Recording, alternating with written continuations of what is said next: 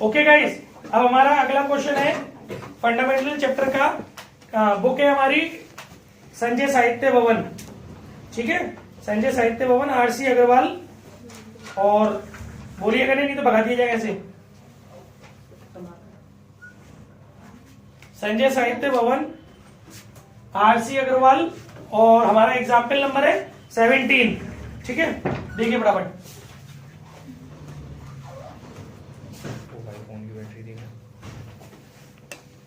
राजेश और शैलेश साझेदार हैं। वे क्रमशः 3 लाख और 5 लाख की पूंजी के साथ लाभानी 2:3 के अनुपात में वहन करते हैं। निम्नानुसार प्रत्येक वैकल्पिक परिस्थितियों में लाभ का वितरण दर्शाइए, ठीक है। हमें इसमें क्या बताना है, डिस्ट्रीब्यूशन ऑफ प्रॉफिट बताना है। तो बच्चों एक बात ध्यान रखना है, जब भी आपसे क्वेश्चन के अंदर, सुन रहा है तू, जब भी क्वेश्चन के अंदर डिस्ट्रीब्यूशन ऑफ प्रॉफिट पूछा जाता है तो आपको पीएनएल एप्रोप्रिएशन अकाउंट बनाना होता है। जब भी आपसे लाभ का वितरण पूछेगा तो आपको profit and loss appropriation account बनाना है, ठीक है। अब आपको इसके अंदर 5 कंडीशंस दे दी हैं। Profit and loss appropriation account बनवाना है इस क्वेश्चन के अंदर। पहला पॉइंट, यदि साझेदारी संलेख में पूंजी पर ब्याज का कोई उल्लेख नहीं है तथा वर्ष का लाभ 75,000 रुपए है। मतलब हमारे बिजनेस में जो प्रॉफिट हुआ है वो 75,000 का हुआ है और हमें किसी भी प्रकार की इंटरेस्ट ऑन कैपिटल नहीं देनी। तो बच्चों कल आपको बताया था, वही पैटर्न है, शॉर्ट एंड सिंपल तरीके से जल्दी समझ लेते हैं कि आपको प्रॉफिट एंड लॉस अकाउंट बनाना है। आपके पास प्रॉफिट है तो आप क्या करेंगे, छोटा सा प्रॉफिट एंड लॉस अकाउंट बनाएंगे। फर्स्ट पॉइंट है ये, छोटा सा प्रॉफिट एंड लॉस अकाउंट बनाएंगे, पीएनएल एप्रोप्रिएशन अकाउंट, ठीक है। और ये जो प्रॉफिट है वो इधर ट्रांसफर कर देंगे बाय पीएनएल। 75,000 का आपका प्रॉफिट है, ओके। इसके बाद इसने और कोई आपके पास इंटरेस्ट है नहीं, तो इस प्रॉफिट को डायरेक्टली आप तीनों पार्टनर में डिस्ट्रीब्यूट कर देंगे, दोनों पार्टनर में, राजेश और शैलेश में। टू राजेश कैपिटल, मतलब पूरा तरीके से लिख करके, to profit transferred to capital, Rajesh और शैलेश। 75,000 का ये जो प्रॉफिट है ये दोनों पार्टनर में डिस्ट्रीब्यूट हो जाएगा। रेशियो रहेगा इनका 2:3। तो जब आप 75,000 को 2:3 में बांटोगे तो 30,000 और 45,000, ठीक है। ये चीज हम कल भी कर चुके हैं, ये चीज मैं आपको बता चुका हूं पीएनएल एप्रोप्रिएशन में, पता नहीं क्यों और किसने चूज किया है। इसके बाद सेकंड क्वेश्चन है, सेकंड में हमारे से पूछा गया है, यदि साझेदारी संलेख में 5% वार्षिक की दर से पूंजी पर ब्याज के लिए प्रावधान है तथा वर्ष का लाभ 75,000 रुपए है। देखिए कल भी मैंने आपको ये बात बताई थी, आज भी बता रहा हूं, बार बार एक ही बात बता रहा हूं मैं आपको कि कभी भी एंट्री या अकाउंट बनाने से पहले आपको ये देखना पड़ेगा कि जितनी ब्याज आपको देनी है, टॉपिक तो हो चुका है, जितनी ब्याज आपको देनी है उतनी आपके पास है प्रॉफिट या नहीं, ये आपको ध्यान में रखना है, ठीक है। तो आपको जो ब्याज देनी है, जो भी टॉपिक्स में ओरली बता चुका हूं कि क्वेश्चन को कम उठाना है मैं, क्योंकि वो टॉपिक के रूल आप इसमें से बनाइए वीडियो में से। 75,000 का आपके पास प्रॉफिट है और आपको पूंजी पर ब्याज कितनी देनी है, 5%। कौन कौन सी कितनी पूंजी टोटल आपके पास बच्चों, 3 लाख और 5 लाख। टोटल पूंजी कितनी हो गई, 8 लाख। कितने परसेंट की इंटरेस्ट है, 5% की। कितनी ब्याज देनी है, 40,000। प्रॉफिट कितना है, 75,000। आराम से कर लोगे, कल सिचुएशन बताई थी, जिसने नहीं किया कल की वीडियो देखना जब समझ में आएगा, है ना। इस 40,000 को भी आप पीएनएल एप्रोप्रिएशन में आराम से दिखा लेंगे और उसके बाद बच्चों को प्रॉफिट को डिस्ट्रीब्यूट कर लेंगे। थर्ड कंडीशन है, यदि साझेदारी संलेख में 5% की दर से पूंजी पर ब्याज के लिए प्रावधान है और वर्ष का लाभ 25,000 है। इस बार देखिए पूंजी पर ब्याज है आपकी वही 40,000 है ना, लेकिन आपके पास प्रॉफिट कितना है, 25,000। आपके पास प्रॉफिट कितना है बेटा, 25,000। तो इसमें एक रूल होता है कि जितना हमारे पास प्रॉफिट है सिर्फ उस हद तक हम लोग एप्रोप्रिएशन कर सकते हैं। मेरी बात आपको समझ में आ रही है, जितना आपके पास प्रॉफिट है आप उस हद तक ही एप्रोप्रिएशन कर सकते हो, समझ रहे हो। अब यहां पर भी एक और बात सोचने वाली होती है, क्या एक ही एप्रोप्रिएशन है या एक से ज्यादा एप्रोप्रिएशन है। इस क्वेश्चन के अंदर केवल एक ही एप्रोप्रिएशन है, इंटरेस्ट ऑन कैपिटल का, तो जनरल एंट्री अलग होती है। अगर एक से ज्यादा एप्रोप्रिएशन होते हैं तो जनरल एंट्री अलग होती है और उसी हिसाब से अकाउंट में अलग तरीके से डलता है। फिलहाल हमारे पास प्रॉफिट कितना है, 25,000 और हमें पूंजी पर ब्याज कितनी देनी, 40,000। तो 40,000 तो नहीं दे पाओगे, मैक्सिमम ब्याज कितनी दे पाओगे, लेकिन किसको कितनी देनी है वो इनकी पूंजी के ब्याज के अनुपात में बटेगा, इंटरेस्ट ऑन कैपिटल के रेशियो में डिस्ट्रीब्यूट होगा।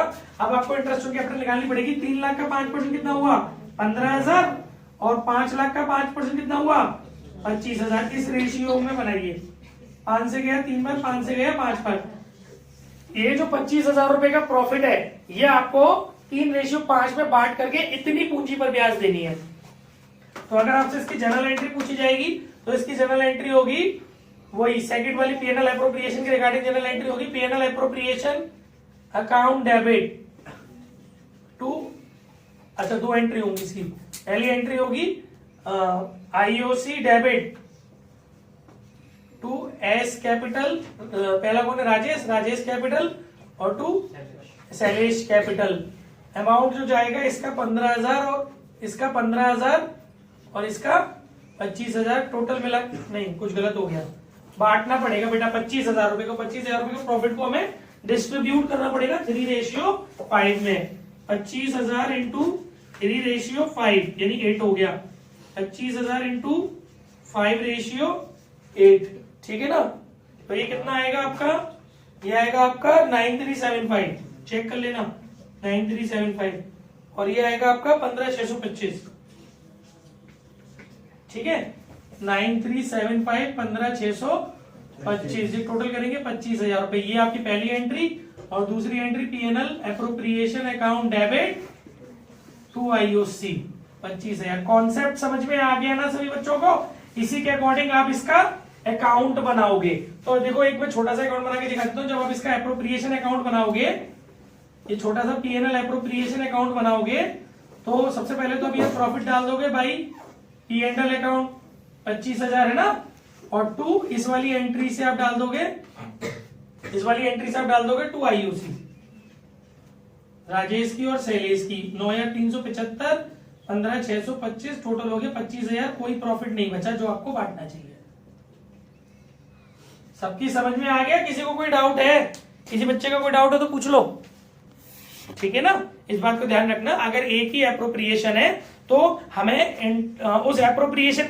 उस एप्रोप्रिएशन को प्रोवाइड करने की और चार्ज करने की एंट्री करनी पड़ेगी, ना कि प्रॉफिट को डिस्ट्रीब्यूट करने की। एक से ज्यादा एप्रोप्रिएशन होते हैं तो फिर कोई एप्रोप्रिएशन की एंट्री नहीं होती, डायरेक्ट प्रॉफिट डिस्ट्रीब्यूशन की एंट्री होती है। इसके बाद हमारे पास फोर्थ पॉइंट है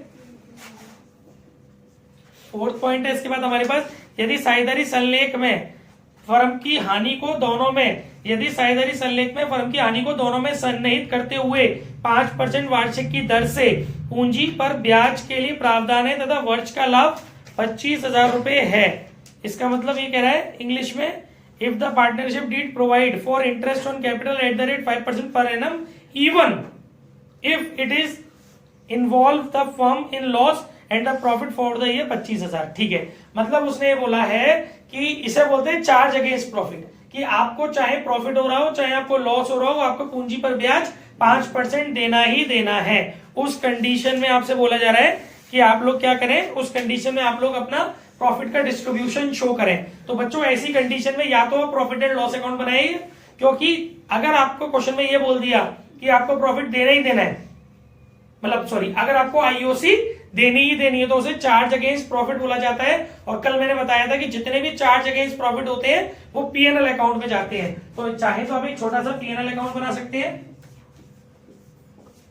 और आपकी फर्म में क्या है, आपकी फर्म में इस समय चल रहा है, आपकी फर्म में चल रहा है इस समय प्रॉफिट, ठीक है। आप एक छोटा सा पीएनएल अकाउंट बना सकते हैं भाई,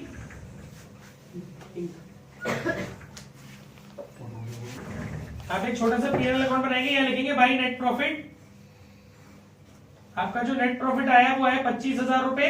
अब आपको आईओसी देनी है, टू आईओसी। इसकी जनरल एंट्री होगी,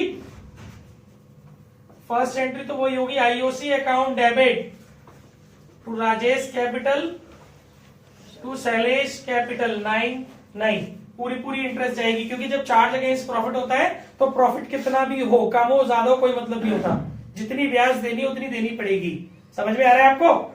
जितनी ब्याज देनी उतनी ब्याज देनी पड़ेगी। काहे के लिए बैठी, जो नहीं समझना तो 15,000 और 25,000 दोनों ब्याज देनी है। फिर क्या नाम है, चैप्टर समझ में नहीं आ रहा।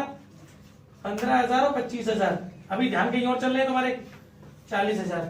ठीक है, ये एंट्री होगी IOC to Rajesh capital, Shailesh capital. Even हमारे पास प्रॉफिट नहीं है, प्रॉफिट केवल 25,000 है, बट जब उसने बोला है कि वो चार्ज अगेंस्ट प्रॉफिट है, चाहे लॉस हो तब भी आपको देना है, तो आपको पूरी ब्याज देनी है।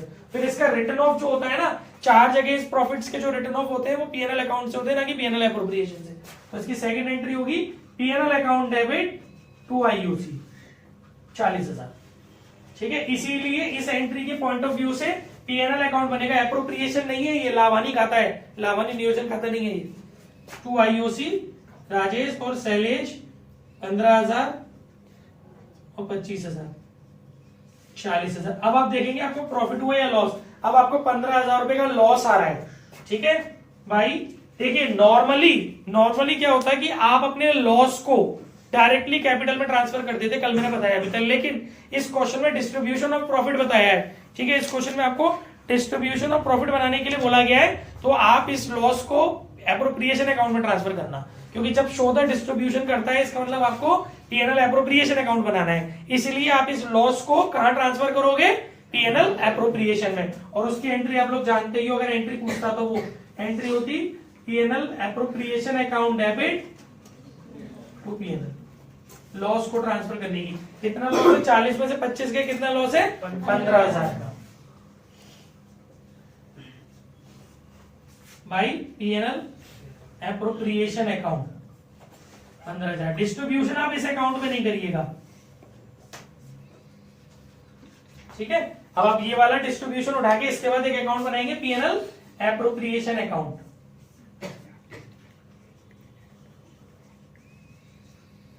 आपका यहां पे आ गया टू पीएनएल अकाउंट। ठीक है, हाँ, इसमें एक काम कर लेते हैं, थोड़ा सा करेक्शन कर लेते हैं। आप एक काम करिएगा, पीएनएल अकाउंट मत बनाइएगा, पीएनएल एप्रोप्रिएशन अकाउंट मत बनाइएगा। ठीक है, आप, क्योंकि उसने शो द डिस्ट्रीब्यूशन बोला है ना, उसने क्वेश्चन में शो द डिस्ट्रीब्यूशन बोला है, क्लियर वर्ड्स में नहीं बोला कि profit and loss appropriation account बनाओ। प्रॉफिट के केस में शो द डिस्ट्रीब्यूशन का मतलब होता है कि पीएनएल एप्रोप्रिएशन अकाउंट बनाइए, लेकिन लॉस के केस में, मैं थोड़े से अपने वर्ड्स को करेक्ट कर रहा हूं, लॉस के केस में शो द डिस्ट्रीब्यूशन कह रहा है, तो आप एप्रोप्रिएशन अकाउंट ना बना करके पीएनएल अकाउंट के अंदर ही डायरेक्ट उस लॉस को ट्रांसफर कर देना उनकी कैपिटल अकाउंट में। फिर से सुन लो ये वर्ड्स, लॉस के केस में अगर आपके पीएनएल अकाउंट में लॉस निकल रहा है, पीएनएल अकाउंट में लॉस निकल रहा है और वो कह रहा है शो द डिस्ट्रीब्यूशन, तो आपको एप्रोप्रिएशन अकाउंट मत बनाओ, इसी में जो लॉस है उसको पार्टनर की कैपिटल में ट्रांसफर कर दो। लेकिन अगर वो ये बोलता, शो द डिस्ट्रीब्यूशन की जगह ये बोलता कि मान लो आपका लॉस निकल रहा है पीएनएल अकाउंट से, वो ये बोलता है कि prepare profit and loss appropriation account, तो आपको बनाना पड़ता, जो मैंने अभी किया था। ठीक है, तो आप क्या करना, बजाय इस लॉस को एप्रोप्रिएशन में ट्रांसफर करने के डिस्ट्रीब्यूट कर दो पार्टनर्स में। तो पीएनएल अकाउंट से लॉस को पार्टनर्स की कैपिटल में ट्रांसफर करने की जनरल एंट्री होती है Rajesh capital account debit, Shailesh capital account debit, PNL. अब इस 15,000 रुपए को डिस्ट्रीब्यूट कर दो। 15,000 रुपए को जब आप ये आपका प्रॉफिट लॉस रेशियो में डिस्ट्रीब्यूट होगा, प्रॉफिट लॉस रेशियो जो है वो 2:3 है। 15,000 रुपए का जब आप डिस्ट्रीब्यूट करोगे 2:5 और 15,000 इंटू 3/5, तो ये हो जाएगा 9,000 और ये हो जाएगा 6,000, 6,000 और 9,000, टोटल हो गया आपका 15,000। क्यों, 2:3 है ना, क्या गलत हो गया है, चलिए देखिए भाई, loss transferred to capital account Rajesh और शैलेश 6,000 और 9,000। मैक्सिमम सारी बातें बता रहा हूं, घर जाके नोट्स बना लेना, डेली की वीडियो देख के डेली नोट्स बनाना, ये तरीका है। कोई डाउट है किसी बच्चे को, कॉन्सेप्ट क्लियर हो गया। लॉस रहेगा पीएनएल अकाउंट में, शो द डिस्ट्रीब्यूशन बोलेगा, ट्रांसफर करने की जरूरत नहीं है एप्रोप्रिएशन में, सीधे उसको डिस्ट्रीब्यूट करो पार्टनर्स की कैपिटल में। एंट्री दे दिया हूं, अकाउंट में पोजीशन दे दिया हूं। अगर लॉस नहीं बोलेगा, मतलब लॉस बोलेगा और एप्रोप्रिएशन अकाउंट बनाने के लिए बोलेगा, तो यहां ट्रांसफर नहीं होगा, एप्रोप्रिएशन मतलब यहां डिस्ट्रीब्यूट नहीं होगा, एप्रोप्रिएशन अकाउंट में ट्रांसफर होगा। फिर एप्रोप्रिएशन में से जो लॉस आएगा वो ट्रांसफर होगा कैपिटल। ये फर्क है, दोनों में ध्यान रखिएगा। इसके बाद इस क्वेश्चन का last point, fifth point, book में आपकी फोर्थ पॉइंट में गलती से यहाँ एप्रोप्रिएशन लिख दिया है, सिर्फ इसको आप एप्रोप्रिएशन की जगह वो कर लेंगे P&L, तो वो चीजें सही हो जाएंगी।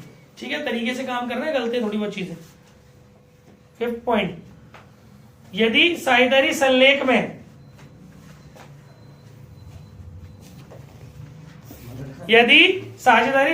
में 5% वार्षिक की दर से पूंजी पर ब्याज के लिए प्रावधान है और वर्ष की हानि 50,000 है, तो गाइज एक तरीके से देखा जाए, इसे कैसे कर लेना समझा देता हूं। सेम यही सिचुएशन है, आपके पास प्रॉफिट नहीं है, लॉस है, और आपको साझेदारी संलेख में 5% पूंजी के लिए प्रावधान है। ओके, इसका मतलब ये चार्ज अगेंस्ट प्रॉफिट तो है नहीं, क्योंकि इसने बोला तो है नहीं, क्या इसने इस क्वेश्चन में बोला है कि चार्ज अगेंस्ट प्रॉफिट है? नहीं, पूंजी पर ब्याज को चार्ज अगेंस्ट प्रॉफिट जब तक मत मानना जब तक वो बोले ना। तो इस क्वेश्चन के अंदर मैंने आपको एक रूल बताया था कि अगर नहीं बताया तो सुन लेना, अगर एप्रोप्रिएशन आपको करने हैं और आपके पास प्रॉफिट नहीं है, लॉस है, तो कोई एप्रोप्रिएशन नहीं होगा। तो यहां क्या होगा, अगर शो द डिस्ट्रीब्यूशन बोल रहा है ये, तो प्रॉफिट एंड लॉस अकाउंट बनेगा, है ना, प्रॉफिट एंड लॉस अकाउंट बनेगा, यहां पे डाला जाएगा टू नेट लॉस, और फिर यहां पर उसको डायरेक्ट ट्रांसफर कर डिस्ट्रीब्यूट कर दिया जाएगा पार्टनर्स की कैपिटल में। यहां क्या लिखा जाएगा, टू नेट लॉस 50,000, ठीक है, और उसको directly by loss transfer to partners capital account old ratio में डिस्ट्रीब्यूट कर दिया जाएगा प्रॉफिट एंड लॉस अकाउंट में। Profit and loss appropriation account में नहीं, क्योंकि हमें नीड नहीं है शो द डिस्ट्रीब्यूशन के केस में profit and loss account appropriation account बनाने की, अगर हमारे पास लॉस है तो नीड नहीं है। देखिए इसके बाद अगला एग्जांपल है एग्जांपल 18, आरसी अग्रवाल संजय साहित्य भवन। 1 अप्रैल 2020 को ए और बी की क्रमशः 50,000 और 37,500 रुपए लगा करके एक साझेदारी व्यवसाय शुरू करते हैं। ठीक है, उनका लाभानी विभाजन अनुपात 4:4 है।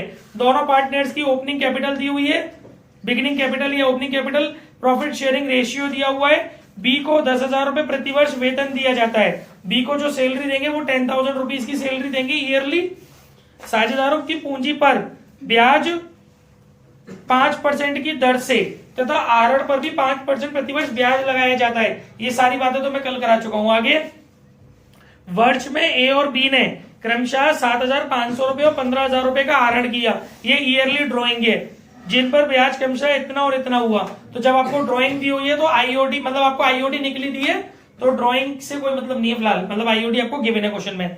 आगे कह रहा है 2020-21 में उपयुक्त समायोजनाओं को करने के पूर्व, ये सारी चीजें करने से पहले लाभ 25,954 रुपए था। मतलब हमारे पास जो प्रॉफिट है वो 25,954 रुपए का है, इसमें से कोई भी व्यवस्था नहीं हुई है। इसका मतलब ये नेट प्रॉफिट है, जो P&L से प्रॉफिट निकल के आता है, ये वो चीज है, क्योंकि अभी इसमें से किसी भी प्रकार का एप्रोप्रिएशन नहीं हुआ। आपको करना क्या है इस क्वेश्चन के अंदर, आपसे बोला गया है दर्शाइए लाभ का विभाजन किस प्रकार होगा। इसका मतलब P&L एप्रोप्रिएशन अकाउंट बनवा रहा है। ठीक है, डिस्ट्रीब्यूशन ऑफ प्रॉफिट पूछेगा तो P&L एप्रोप्रिएशन अकाउंट। फिर पार्टनर्स अकाउंट, कैपिटल फिक्स्ड और कैपिटल फ्लक्चुएटिंग, और P&L एप्रोप्रिएशन अकाउंट। मतलब लाभ का विभाजन और एप्रोप्रिएशन सब एक ही बात पूछ रहा है वो। तो कुल मिला के अब आपको यहां पर ये समझना है कि आपसे पार्टनर्स कैपिटल अकाउंट भी पूछा गया और पार्टनर्स करंट अकाउंट भी पूछा गया और एप्रोप्रिएशन भी पूछा गया। देखो बच्चों, इस क्वेश्चन में कुछ भी नया नहीं है, जितना कल कराया था सब कुछ वही है, बस 2 मिनट के अंदर ओरली चेंजेस सुन लो। सुनिए, P&L एप्रोप्रिएशन अकाउंट आप बनाएंगे। पूरी जनरल एंट्रीज में जहां जहां आपने कैपिटल वर्ड यूज किया है वहां वहां आप करंट वर्ड यूज करेंगे। जैसे एक उदाहरण के तौर पे एक एंट्री छोटी सी बता देता हूं। जैसे आपने सपोज इसमें ये बोला गया है कि पूंजी पर ब्याज हमें 5% देना है ना, तो आप जो जनरल एंट्री करते हो, पहली जनरल एंट्री करते हो interest on capital account debit to partners capital account, तो वहां नाम आ जाएगा पार्टनर्स करंट अकाउंट। ठीक है, वहां पे क्या नाम आ जाएगा, पार्टनर्स करंट अकाउंट। जब आपकी कैपिटल, मैं आपको समझा रहा हूं सेकंड वाला पॉइंट, इसमें आपको पॉइंट समझा रहा हूं मैं। कैपिटल 2 तरीके से बनवाइए, फिक्स्ड और फ्लक्चुएटिंग। कल तक जो आपने क्वेश्चन किए थे वो फ्लक्चुएटिंग कैपिटल के क्वेश्चन थे। पूंजी परिवर्तनशील हो, अगर कुछ नहीं बोलेगा तो पूंजी परिवर्तनशील मानी जाती है। कल तक आपने जो क्वेश्चंस किए हैं वो कैपिटल फ्लक्चुएटिंग है। कल मैंने कैपिटल अकाउंट बनाना सिखाया था, इस बैच में सिखाया था कैपिटल अकाउंट बनाना, या नहीं सिखाया था? तो उसमें जो मैंने कैपिटल अकाउंट बनाया था सिखाया था ना। हाँ। तो उसमें जो कैपिटल अकाउंट बनवाया था, सीधा देख, उसको फ्लक्चुएटिंग कैपिटल मेथड बोलते हैं। आज इसने फ्लक्चुएटिंग पूछा है, तो ये तो क्वेश्चन कल वाले की तरह हो गए, लेकिन इसने फिक्स्ड भी पूछा है, तो मैं केवल फिक्स्ड वाला पोर्शन करा रहा हूं। तो जब आपकी कैपिटल फिक्स्ड होगी, व्हेन कैपिटल इज फिक्स्ड, जब आपकी कैपिटल फिक्स्ड होगी तो आपकी सारी जनरल एंट्रियों में कैपिटल की जगह करंट वर्ड यूज हो जाएगा। जहां जहां आप कैपिटल वर्ड यूज कर रहे थे अपनी जनरल एंट्रियों में, वहां वहां करंट वर्ड यूज हो जाएगा और दो अकाउंट बनेंगे, कैपिटल का अलग बनेगा और करंट का अलग बनेगा। जैसे आपकी प्रॉफिट डिस्ट्रीब्यूशन है, आपके पास जो प्रॉफिट है वो आपने P&L का प्रॉफिट है, आपने एप्रोप्रिएशन में डाला, उसकी एंट्री तो वही रहेगी जो कल बताई थी। उसके बाद अभी मैंने आपको आईओसी की जनरल एंट्री बताई थी, सेम टू सेम वही एंट्री है, बस जहां पार्टनर्स कैपिटल वर्ड यूज कर रहे थे अब वहां वर्ड आ जाएगा पार्टनर्स करंट। उसके बाद आईओडी की एंट्री भी, जहां पार्टनर्स कैपिटल वर्ड यूज कर रहे थे वहां वर्ड आ जाएगा पार्टनर्स करंट। सिर्फ इतना फर्क पड़ेगा, जैसे दो पार्टनर है मान लीजिए ए और बी, तो एस कैपिटल बीस कैपिटल नहीं चलेगा, नाम चलेगा एस करेंट अकाउंट और बीस करेंट अकाउंट, और एक अलग से करेंट अकाउंट बनेगा, है ना। और इसके अलावा आपका जो ड्राइंग है वो भी आपकी करंट अकाउंट में जाएगी, ठीक है। तो अब आपको इसमें दो अकाउंट बनाने हैं, कैपिटल अकाउंट बनाना है एक, तो ये आपका बन गया capital account, partners capital account, और एक छोटा सा बनेगा आपका करंट अकाउंट।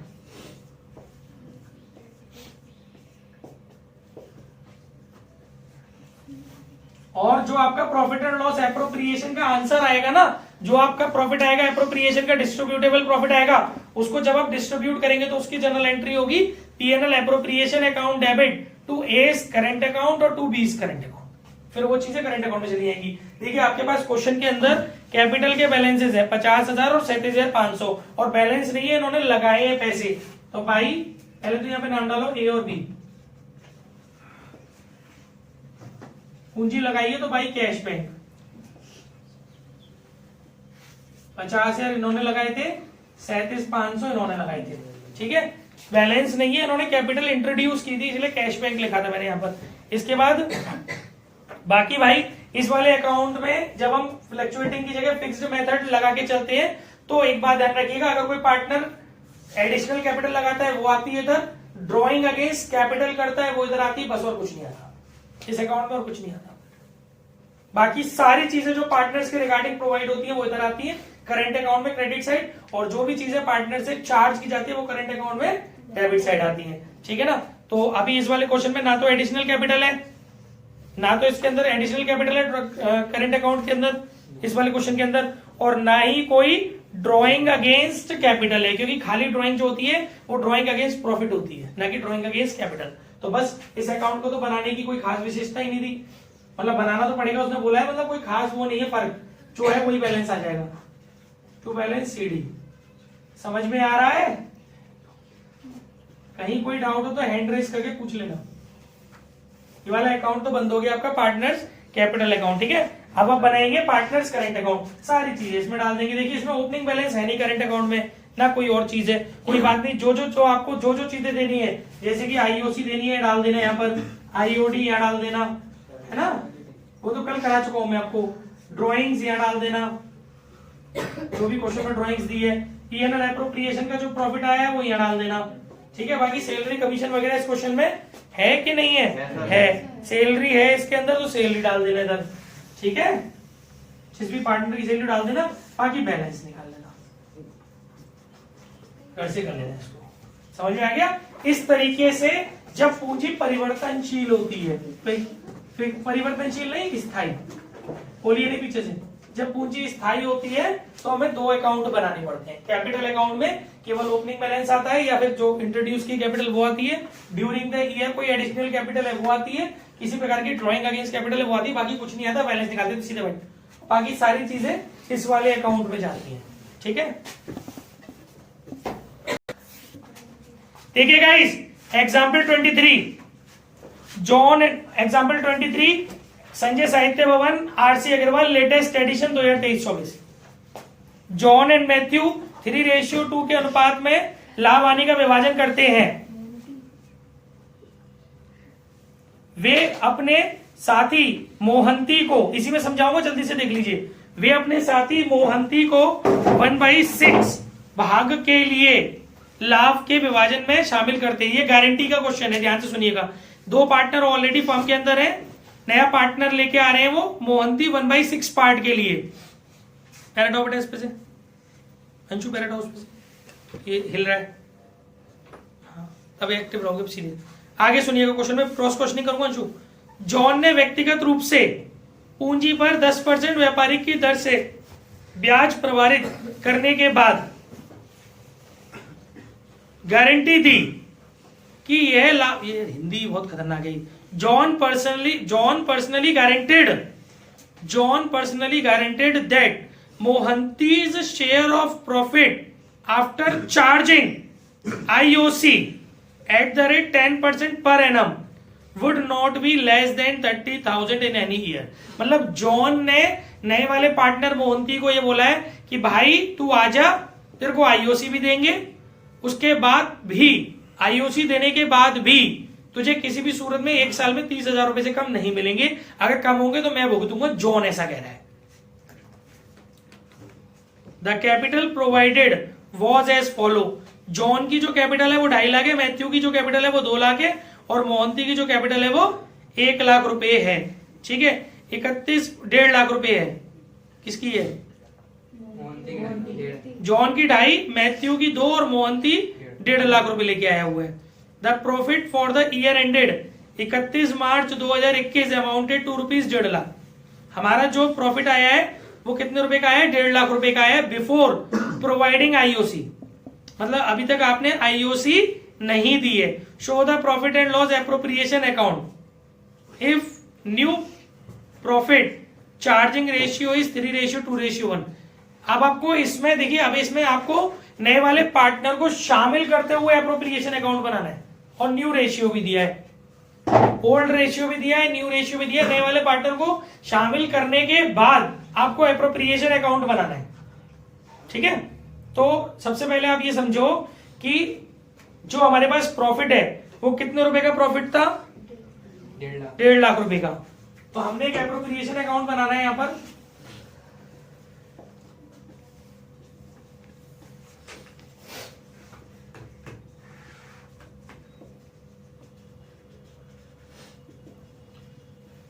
हमारे पास 1.5 लाख रुपए का प्रॉफिट है। अब इस 1.5 लाख रुपए के प्रॉफिट में से सबको हम लोग आईओसी बांटेंगे, क्योंकि आईओसी देने की बात हो रही है ना यहाँ पर आईओसी देने की बात हो रही है। कितनी? 10%। तो 10% तीनों, ये विदाउट एनी इंफॉर्मेशन उस कैपिटल को ओपनिंग मान लो, क्योंकि क्लोजिंग तो उसमें दी नहीं है ना, ऐसा तो उसने लिखा नहीं है कि 31 मार्च को वो कैपिटल है। ठीक है ना, तो आप उसकी कैपिटल को वही मानिए बिगिनिंग की। जॉन के 2.5 है, मैथ्यू के 2 है और मोहंती के 1.5 है। इसी पे आप अपना परसेंटेज निकाल लीजिए। तो जॉन की इंटरेस्ट कितनी हो गई? 25,000, और फिर मैथ्यू की कितनी हो गई? 20,000। 10% है ना। और फिर तीसरा कौन है? मोहंती की कितनी हो गई? 15,000। तो टोटल आपकी जो ये हो गई 60,000। ठीक है, अब आप क्या करते हैं, अभी गारंटी वाला कॉन्सेप्ट बाद में आता है, पहले आप नॉर्मल अपना प्रॉफिट एंड लॉस एप्रोप्रिएशन बनाते हैं। 1.5 लाख में से 60,000 रुपए आपके गए, कितना बचा? 90,000। ये आप 31 मार्च का बना रहे हो, ध्यान रखना। डेट क्या दी थी इसके अंदर? 31 मार्च 2021। तीनों का बन रहा है, ये तीनों का। तो जो प्रॉफिट होगा वो तीनों में उनके न्यू रेशियो में डिस्ट्रीब्यूट हो जाएगा। To profit transferred to capital account John, Matthew, Mohanty. ठीक है भाई, हमारे पास 1.5 लाख में से 60,000 गए तो 90,000 रुपए का प्रॉफिट बचा, राइट। इसको हम लोग न्यू रेशियो में डिस्ट्रीब्यूट करेंगे। न्यू रेशियो दिया है 3:1, तो 3/6, 2/6, 1/6, 15,000, 30,000, 45,000। ये तीनों को मिलना चाहिए। जॉन के हिस्से में आना चाहिए 45, इसके बाद आना चाहिए 30, और इसके पास आना चाहिए 15। ठीक है, इतनी बात समझ में आ रही है तुम्हारे? देखो भाई, जो मोहंती को मिनिमम प्रॉफिट की गारंटी दी गई थी वो इंटरेस्ट ऑन कैपिटल को शामिल करते हुए नहीं, इंटरेस्ट ऑन कैपिटल को चार्ज करने के बाद, आईओसी चार्ज करने के बाद, मतलब उसको आईओसी देने के बाद भी मिनिमम उसको प्रॉफिट की गारंटी दी थी जॉन ने, वो कितने रुपए की दी थी? 30,000। अभी मोहंती के हिस्से में कितने आ रहे हैं? तो कितने कम पड़ रहे हैं? तो वो जो डेफिशिएंसी है, डेफिशिएंसी बॉर्न बाय जॉन, 30,000 रुपए का वादा था, 15 है, 15 की कमी पड़ रही है, तो 15,000 रुपए कौन झेलेगा? जॉन झेलेगा। तो जॉन के प्रॉफिट में से डिक्रीज कर दो, यहां लिख देना लेस ट्रांसफर्ड टू मोहंतीज कैपिटल।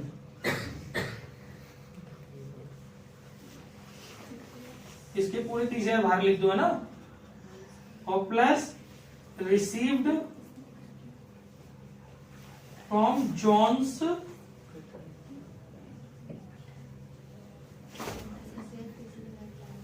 ये होती है गारंटी, ये होता है आपका गारंटी का टॉपिक। समझ गए?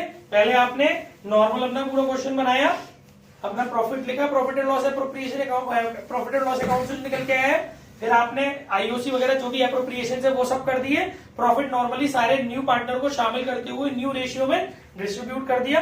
फिर ये देखा कि जिसको वादा करने के, जितना प्रॉफिट देने का वादा दिया है, क्या उसके हिस्से में उतना प्रॉफिट आ रहा है या उससे कम आ रहा है। अगर उससे ज्यादा आ रहा होता या 30,000 आ रहा होता तो गारंटी की बात ही खत्म हो जाती।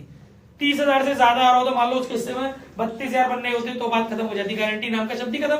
लेकिन अगर कम पड़ रहा है तो अगर पूरी फर्म, देखो यहाँ पर एक और चीज होती है, क्या पूरी फर्म गारंटी दे रही है? अगर पूरी फर्म गारंटी दे रही होती तो डेफिशिएंसी कितनी आ रही थी? 15,000 की आ रही थी ना, उसको ओल्ड रेशियो में डिस्ट्रीब्यूट कर देते।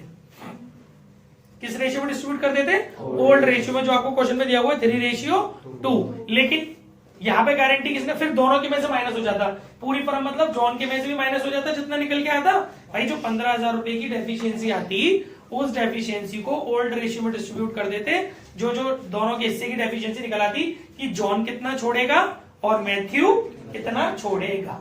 ठीक है, दोनों के में से माइनस होता और मोहंती के में से, दोनों में से जो माइनस होके आया वो जुड़ जाता। लेकिन यहां पर गारंटी एक पार्टनर ने दी है, जॉन ने, तो पूरी की पूरी जो डेफिशिएंसी है पूरी की पूरी जॉन के में से माइनस हो गई है। समझ में आ गया? बात खत्म। कोई दिक्कत किसी बच्चे को? क्लियर है सारी बातें?